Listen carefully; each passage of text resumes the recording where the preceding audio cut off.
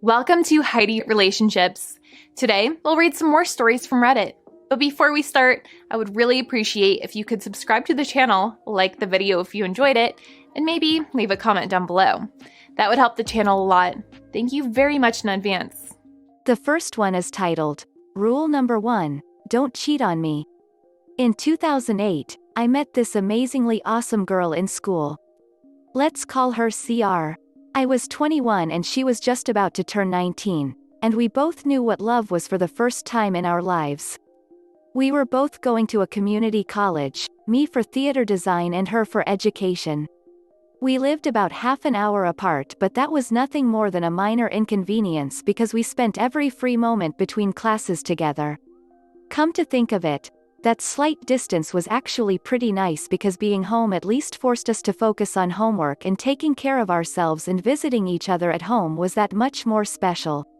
CR graduated with her associates in 2009 and moved away to a state school to finish up her degree in early childhood special education. Like before, the distance was not a concern because it was a short train ride away and I'd spend 1 or 2 weekends a month down there with her. I proposed to her on Valentine's Day 2010. School wasn't really my thing and I ended up enlisting in the USAF that following May and got moved halfway across the country to a place neither of us had ever imagined visiting. However, like before, we wouldn't let distance get in our way. Now it should be noted that her mom did not like me. I still don't know why, but she was always the loudest, rudest, most annoying and disrespectful CNT bag I've ever met. She was from the city, and she married into a family of farmers that owned the land since the 1870s, so that may explain part of her malice. From here on, evil witch is Ebb. Another thing to know is that I have a great memory, and this will be important later on in the story. Anyway, back to the military. I had a 2-week break between my training and leaving for my first, and only, duty station, which just happened to be over Christmas and New Year's. Even though we were engaged, we hadn't really put any consideration into actually getting married. She wanted something small with her family and cousins, and I was completely okay with going to a courthouse and getting it over with. I don't want to sound like I was trying to pressure her into that, but the way I saw it, I would be living in barracks in a few weeks and being married would get me a full monthly housing allowance, which I would save to have a wedding ceremony when we had time in another year or two. Basically, get married now, don't tell anyone, because they would all get hella upset for not being involved, and have a fake wedding ceremony that would include both of our families and friends. It turns out that because I was living in barracks, I wasn't allowed to collect the housing allowance, and when, 6 months later, they realized I was actually married, kicked me out and made me get a house on base. Either way, we didn't get married when I was home on leave and took an Amtrak train out west. I highly recommend traveling cross-country by train if you have the time. The first time we were able to see each other after that was during her spring break, which was the first part of March. CR and I finally eloped in a courthouse and spent the next few days glued to each other, penis in vagina style, like every young married couple should.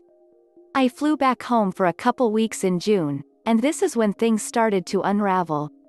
Easter Seals, for those who don't know, runs summer camps for special needs kids, and my new wife volunteered to be a counselor for the last 7 weeks of the summer. The last time I saw her that summer was just after her June birthday when I dropped her off at camp. The rest of the summer was hit or miss getting in touch with her since she was on the clock, 24 hours a day for 5 days a week, and I completely understood her commitment to those kids.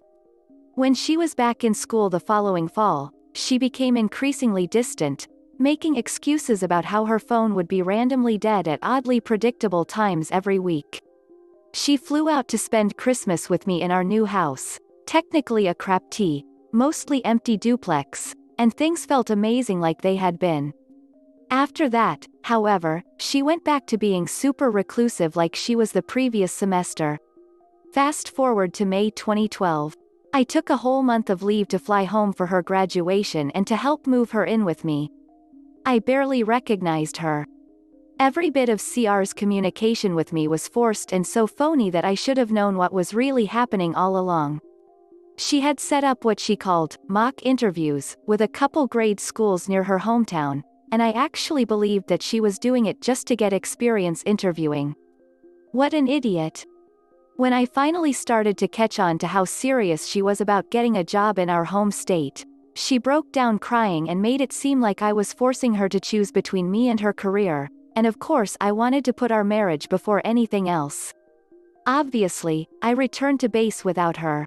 A couple weeks later I pressured her into telling me what the hell was going on. She fell in love with one of her fellow camp counselors and let the affair go on for about 9 months, with claims that she was going to tell me but didn't know when. The usual, too guilty to tie your own shoes, bullcrap, and she honestly expected me to walk away from our relationship right then and there. No, I fought tooth and nail to hold us together for 2 months before filing the divorce. I'm skipping a bunch of sappy details here, but the divorce was filed late August and became final that December, mandatory 90-day waiting period in my state. The pain I suffered in that one-sided relationship is something I would never wish on anybody unless that truly deserved it. Apparently Eb whispered all kinds of lies to her about how I joined the military to get away from her and actually had the gall to blame me for all the crying and misery her oldest child was going through. My soon-to-be ex never admitted who was blaming me for everything, but I was really close to her dad and siblings, so I can't imagine that they would ever suspect me, but Eb was so manipulative that by Halloween they had all turned against me. At that point I had it. I was near suicidal, and my anxiety attacks were hitting basically every day. I was miserable, tired of being lied to, tired of the slander, tired of being the bad guy when I was the one who was attacked here. It started with sending texts to her brothers and sister saying, "Hey, I'm actually your brother-in-law. Nice to know that we don't keep secrets, right?" CR exploded, but that was just the beginning. I wrote a 3,000-word letter explaining in every detail I could recall exactly what happened. The fact that we were married, including copies of the marriage license and certificate, our plans for the future and how I was the only one living up to our expectations, where she met the guy she was ducking behind my back, his name, address, phone number, camp counselor name so CR would have a harder time refuting it, and a bunch of other information that she made me keep secret from them. I sent copies to everyone in her extended family, well, everyone I had an address for, her roommates, the summer camp she worked at, close professors she had brought up in old conversations, and the principal of the school she ended up working at. Calling the fallout catastrophic is an understatement. Her super devout Catholic family basically disowned her. Her reputation at her former school was shattered and the tension at her new job was apparently high enough that CR was forced to resign from her position before Christmas break started. Getting those secrets off my chest was the most cathartic moment of my life. The next one is titled, "My F-16 Pastor Called Me a Hustler for Performing at My Youth's Fundraiser." A few of my friends know my regular account, so I made a throwaway because I don't want anyone to spread anything about it.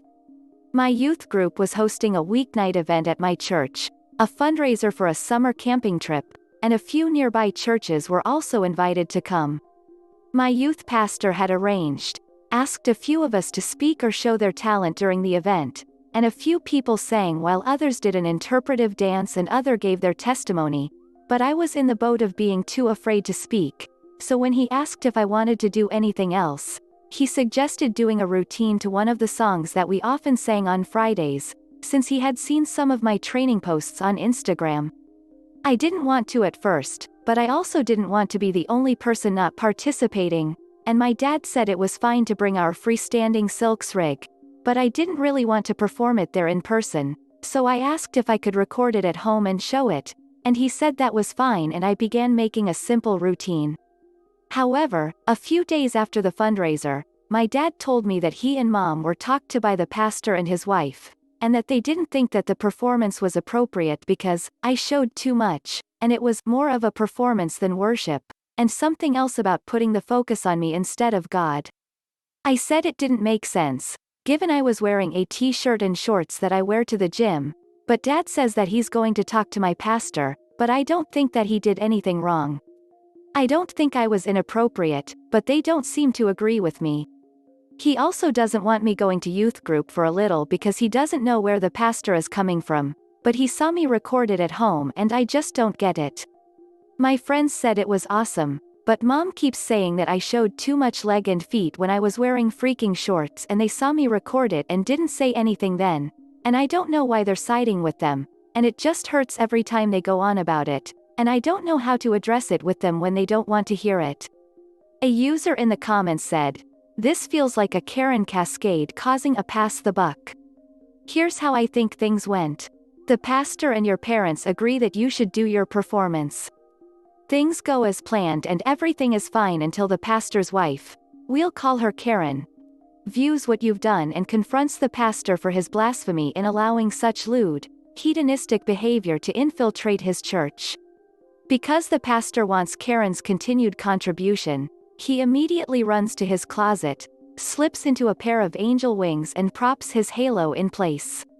He assures Karen that he'll talk to the hedonist's parents to address your obvious demonic behavior, that had he known of, would never, ever, have allowed such a performance to transpire. Even though your parents supported you initially, they feel the cascade of Karen crashing down on them.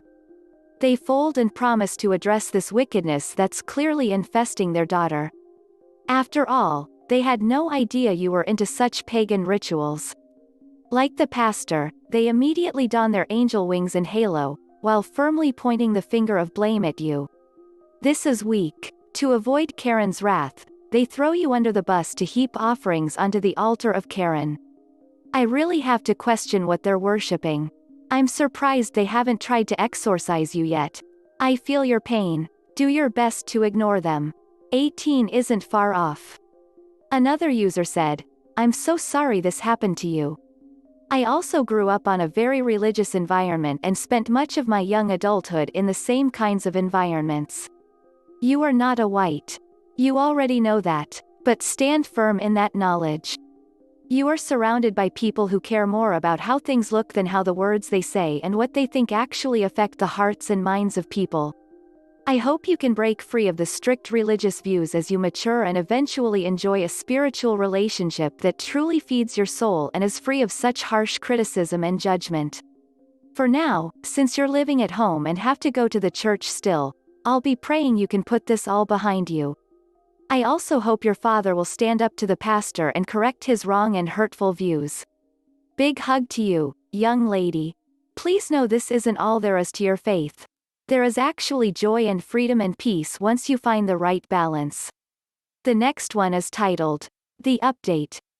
On Thursday, I talked to one girl from my youth group who said it was rather weird how the youth pastor asked me to do the performance after watching my past ones from my Instagram. Before I continue, I rarely post progression updates or anything like that. I only posted 2 performances, my first recital from over a year ago, and a performance for Outer Family in my backyard at a barbecue, nothing else. I also decided to ask another friend from school who doesn't go to our church about it and told her what my friend had said, and she also found it weird and perhaps manipulating on his side to use the fundraiser to promote kids and request performances, along with how it's easy to his intentions behind the event for what seems like a God cause. I thought that was a stretch, but she also encouraged me to speak with a teacher we both know and like, along with how she thought that the head pastors pointing to my legs were just gross and perverted too, and she asked if they had said anything about the football montages, but they did not from what I'm aware of. On that same night though, I was able to catch my mom without my dad for a bit, and I was curious to know what parts of my performance exactly took attention away from God. She told me that unlike the flag dancers who perform at the altar, that my performance featured spins and twists and drops that could be perceived as stunts, that put the attention on me, and while I can't really describe how my performance was, I feel like they're treating it as if it was a ducking pole dance, and I wish I could show you the performance as well, although I'd be more than happy to show you what video I used as a reference while making my performance. I can see if I can put my actual performance on YouTube, since I don't know how to describe it other than saying that there was nothing provocative about it. I asked my mom how my performance was different than the football montages that had non-Christian music in the background and nothing religious about them, compared to how I worked with my parents and the youth pastor and even used a Christian song. But she dismissed it again and said that I should have known better, and stuff like that, and I even tried to ask if she could not let me go on Sunday, but she said that it's not good to go to one parent about something that the other has overruled, but that I'm always welcome to talk to her if I wanted. I know I'm writing too much and probably updating too often too, but I just feel trapped as neither of them will hear my side and just constantly deny how they approved of everything beforehand. I get that we've been in this church for many years, and I get that in and of itself, a silks routine probably has no place in a church setting. But it wasn't a church service on a Sunday or Friday night. It was a fundraiser, and there were other performances, videos that had nothing to do with religion at all compared to me who used a Christian song and consulted my parents before recording, but they just turned on me, and I'm scared that they'll turn on me again in the future, and I don't want to go back.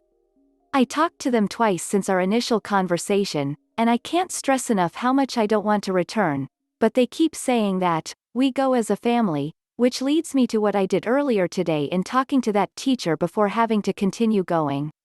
I talked to the teacher that my friend and I know, told her the situation and some bullet points I had written down, and she agreed with me and my friend about how it's weird that my youth pastor was looking at my performances and asked me to perform it in church.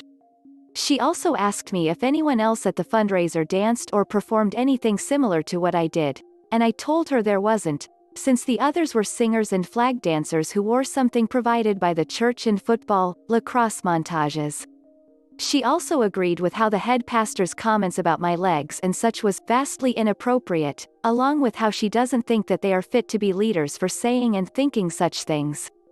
Towards the end, she said that in her honest opinion, it doesn't sound like my parents are being protective by forcing me to return to a place where a potential predator might be, and that instead of simply allowing me to simply stay home, they're forcing me to go to a potentially dangerous environment, whereas even if it wasn't a potential predator thing, calling someone a slut in general is enough reason to allow someone to skip church or whatever it is.